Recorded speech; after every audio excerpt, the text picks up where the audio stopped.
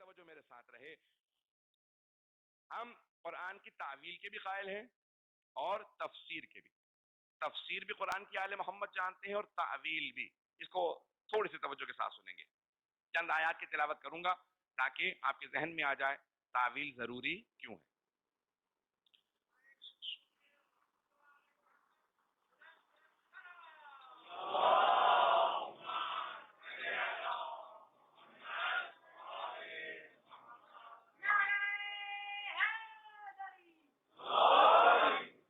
اذان کرام قرآن کی ولا یعلم تعویلہ الا اللہ والراسخون فی العلم.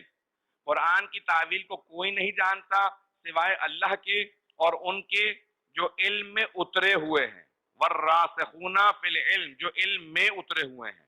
الفاظ اللہ نے اتنے پیارے استعمال کیے ہیں. والراسخون فی العلم وہ جو علم میں اترے ہوئے ہیں. علم ان میں نہیں اترا ہوا. نہیں پہنچا پایا بات کو.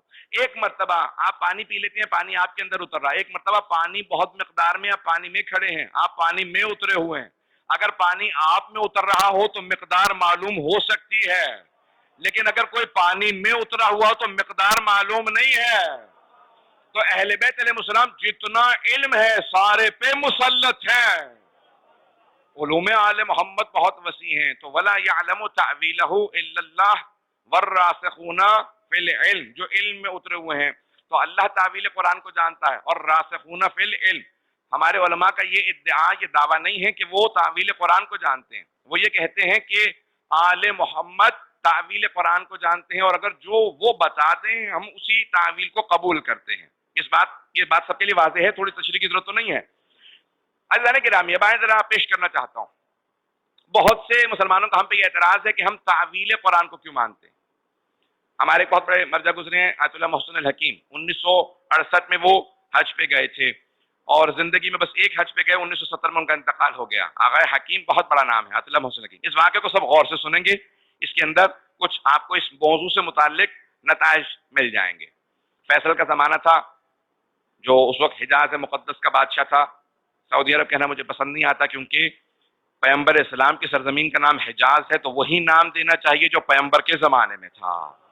خاندانوں سے نسبت دے جانے سے ملک بدل نہیں جایا کرتے, سرزمین پیغمبر کی سرزمین ہے. تو اب حجاز مقدس آغا حکیم 1968 میں 1968 میں حج کرنے گئے اور زندگی کا بس یہ ایک حج تھا. 70 میں ان کا انتقال ہوا. سب لوگوں نے کہا کہ ہم آپ کو اپنا جہاز دیتے ہیں. شاعران نے کہا, فیصل نے کہا میں اپنا جہاز دوں گا. آغا نے کہا نہیں, میں اپنے خرچے پہ جاؤں گا, دوسروں کے خرچے پہ نہیں جانا چاہتا. اور درباروں کے سامنے جھکنا یہ ہمارا مزاج نہیں ہے. ہم نے بس ایک دربار لیا ہے, وہ دربار امیر المؤمنین ہے. ہم علی بن ابی طالب کے دربار پہ جھکنے والے ہیں, نجف اشرف میں رہنے والے ہیں. آغا حکیم چلے تیاری کے ساتھ, کہا کہ میں بغداد ایئرپورٹ پہ کاظمین سے جاؤں گا. کاظمین کی زیارت کی اور وہاں سے روانہ ہوئے. سب کی توجہ ہو میرے ساتھ.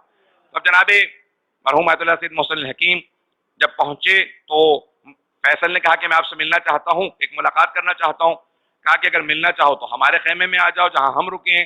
کہا کہ میں چاہتا ہوں تمام علماء کو بلایا جائے. تو عبداللہ بن باز جو بہت بڑے مفتی تھے اس زمانے میں, وہابیت کے نابینا بھی تھے اور پاؤں سے معذور بھی تھے, ان کو ویل چیئر پہ لے جایا جاتا تھا. کہا نہیں وہ معذور ہیں, آپ آ جائیے. دعوت رکھی گئی, ان کو بلایا گیا, سب بیٹھ گئے. تو ایک مرتبہ تعارف کروایا گیا کہ کون کون موجود ہے. جب تعارف کروایا گیا تو فیصل نے کہا کہ اس وقت شیعوں کے ایک بہت بڑے مجتہد ہیں, نام سید محسن الحکیم ہے, آیت اللہ سید محسن الحکیم.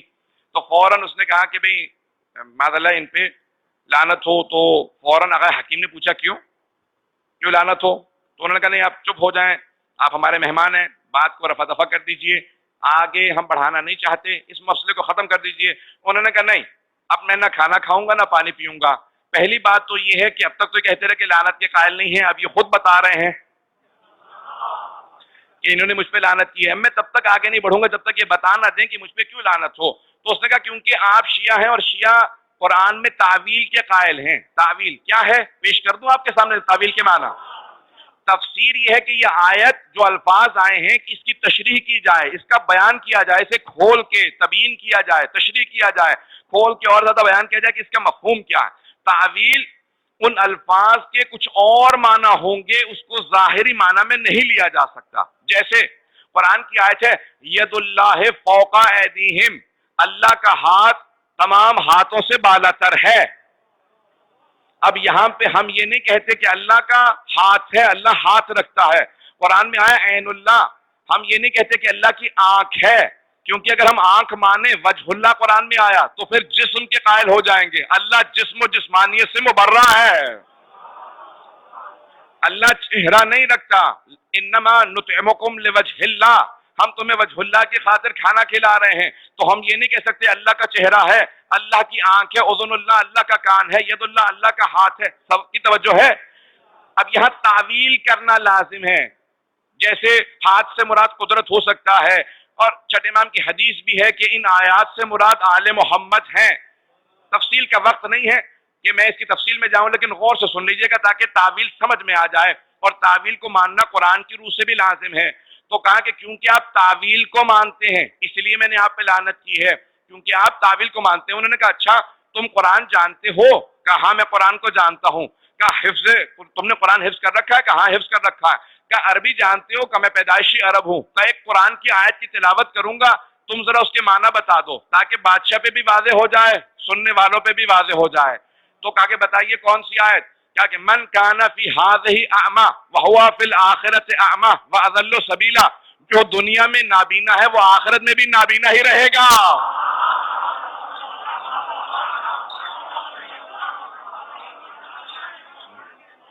جو دنیا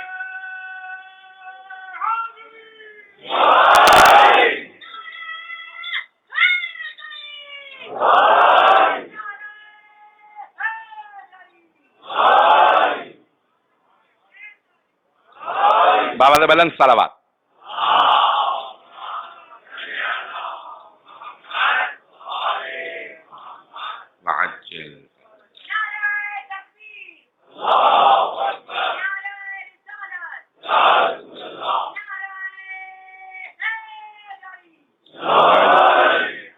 جانے کے نامی مرحوم اللہ محسن حکیم نے کہا کہ یہ قرآن کی آیت ہے، من کان فی ہذہ اعمی وہو فی الآخرۃ اعمی واضل سبیلا۔ کا بتاؤ آیت کا مفہوم کیا ہے؟ جو دنیا میں نابینا ہے وہ آخرت میں بھی نامیرا رہے گا۔ اب سب جگہ سناٹا چھا گیا، خاموشی ہو گئی، کوئی جواب دینے کے لیے تیار نہیں تھا۔ خود فیصل نے سوال کیا، کہا کہ آج تک میں نے آیت پڑھی ہے، آج آپ کے اعتراض سے معلوم ہوا کہ اس کی کوئی تعویل کی ضرورت ہے۔ اب بیچارہ جو دنیا میں خدا نہ خاصہ اگر نابینا رہا ہو تو آخرت میں کس بات کی سزا مل رہی ہے کہ وہاں نابینا ہی رہے گا؟ پتہ نہیں توجہ ہے یا نہیں ہے؟ اگر کوئی دنیا میں نابینا رہا ہو تو آخرت میں کس بات کی سزا؟ بلکہ ہمارا عقیدہ تو یہ ہے، معصوم فرماتے ہیں اگر دنیا میں انسان کسی عضو سے محروم رہے تو آخرت میں بدل بہت زیادہ ملتا ہے۔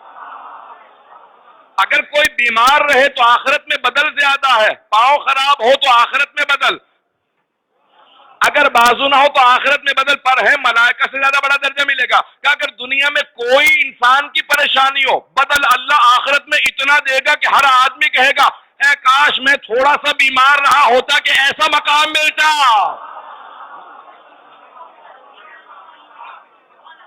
تو ہمارا تو عقیدہ یہ ہے۔ اب فیصل کو اور زیادہ تشویش ہونے لگی کہ یہی آپ کی بات جو ہے وہ دل کو بھی لگتی ہے کہ اگر کوئی دنیا کے اندر پریشان رہا، دنیا میں بیمار رہا، دنیا میں کسی مصائب سے گزرا، آخرت میں بدل ملنا چاہیے۔ تو یہ آیت عجیب و غریب آیت ہے، جو دنیا میں نابینا ہے وہ آخرت میں نابینا ہی رہے گا۔ من کان فی ہذہ اعمی وہو فی الآخرۃ اعمی، جو دنیا میں نابینا ہے وہ آخرت میں نابینا ہی رہے گا۔ تو اب کیا ہے؟ تو آغا حکیم نے کہا دوبارہ اپنے مفتیان سے پوچھ لو، پھر آخر میں جواب دوں گا۔ کہ ہمارے پاس جواب نہیں ہے، زیادہ مت چھیڑو۔ جتنے بھی افراد ہیں جو تکفیر آج داعش کی بنیاد رکھ رہے ہیں، کہا کہ نہیں ہمارے پاس جواب نہیں۔ اب آخر میں جواب آگا حکیم کے پاس، سب نے پلٹ کے دیکھا کہ لگتا ہے جواب اسی کے پاس ہے، تبھی سوال پیش کیا ہے۔ تو آگا نے فوراً کہا ہاں جواب رکھتا ہوں، میں علی کا ماننے والا ہوں۔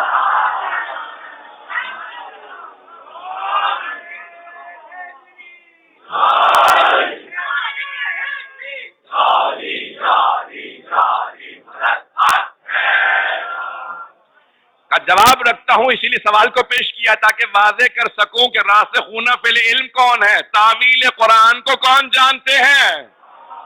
تو فیصل نے کہا کہ بتائیے تو صحیح، جو دنیا میں نابینا رہا ہو آخرت میں کیوں نابینا رہے گا؟ تو آپ نے فوراً فرمایا، کہا اس قرآن کی آیت کے ظاہر کو نہیں لیا جا سکتا، اس کی تعویل کرنی پڑے گی۔ یہاں اعمیٰ سے مراد کچھ اور ہے، ظاہری نابینا نہیں ہے بلکہ کچھ اور مراد ہے. کہا کہ بتائیے آپ کا نظریہ کیا ہے؟ کہ میرا نظریہ وہی ہے جو صادق آل محمد کا نظریہ ہے.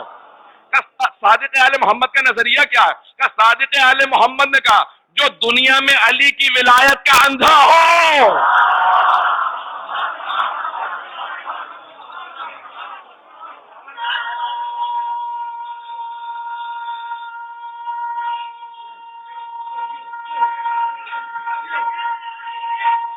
ماشاءاللہ ماشاءاللہ.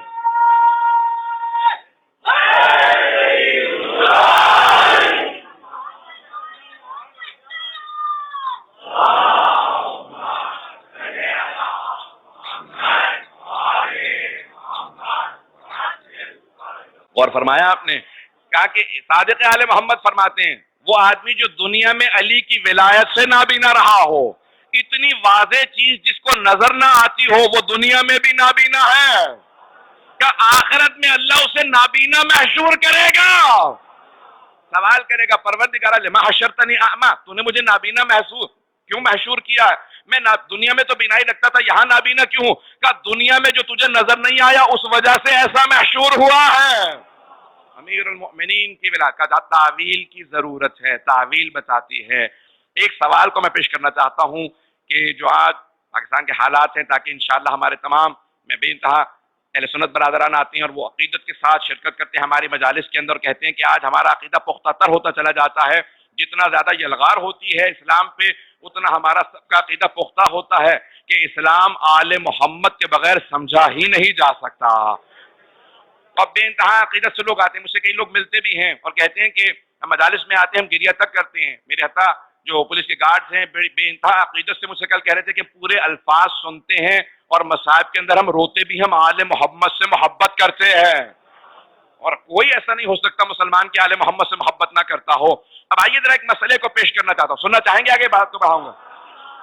جب آغا حکیم سے بحث ہونے لگی تو وہیں پہ ایک سوال کیا گیا اور کہتے ہیں کہ ایک مرتبہ جب سوال ہوا، بعض نے اس کو مرحوم آیت اللہ سید شرف الدین موسوی سے لکھا ہے جو لبنان کے جبل عامل کے عالم دین تھے، کچھ نے آغا حکیم سے نسبت دی ہے. دونوں میں سے ایک کا واقعہ ہے کہ وہی فیصل نے ایک سوال کیا کہ آغا اس سال حج کی نماز آپ پڑھائیں گے کیونکہ آپ نے سب سے زیادہ مسائل کو حل کیا ہے. تو 1968 میں حج کی نماز مرحوم آغا حکیم نے پڑھائی. تو کہا سوالات ہیں، کچھ میرے ذہن میں شبہات ہیں، اگر آپ سے سوال کروں تو اجازت ہے؟ آغا نے کہا بالکل اجازت ہے. فرماؤ کیا سوال ہے؟ کہا مجھے ایک تعجب ہوتا ہے کہ جنت البقیع کو انہدام کر دیا گیا تھا، تو کہا کہ آپ لوگ ابھی بھی آتے ہیں گارے مٹی کے بوسے دیتے ہیں، یہ 20ویں صدی آ گئی ہے ابھی تک آپ لوگ گارے مٹی کے بوسے دے رہے ہیں. اور میں نے تصویریں دیکھی ہیں نجف کی، کربلا کی، وہاں پہ سونے چاندی کی زریحیں لگا رکھی ہیں اور لوگ وہاں سونے چاندی کی زریحوں کے بوسے دیتے ہیں.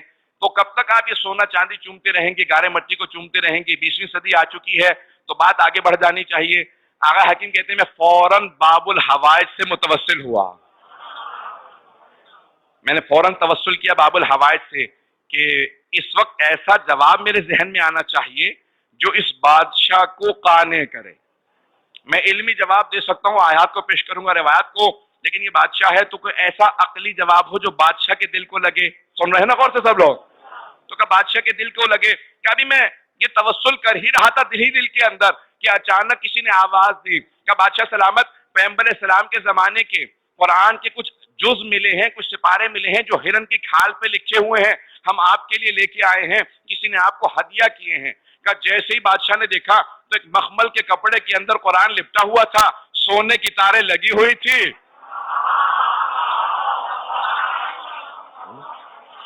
سونے کی تاریں تھی، مخمل کا کپڑا تھا، ہرن کی کھال پہ قرآن کریم کو لایا گیا. کہ فوراً فیصل بادشاہ کھڑا ہوا، آگے بڑھا، کہ لاؤ قرآن کو. ہاتھوں پہ اٹھانے کے بعد چوما آنکھوں سے لگایا. کہ جیسے ہی چوما آنکھوں سے لگایا، آغا حکیم کہتے ہیں میں فوراً چیخ اٹھا بدعت.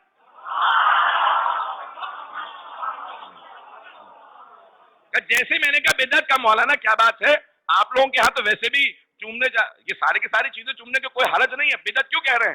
کہ ابھی تم نے سونے کی تاروں کے بوسے کیوں دیے؟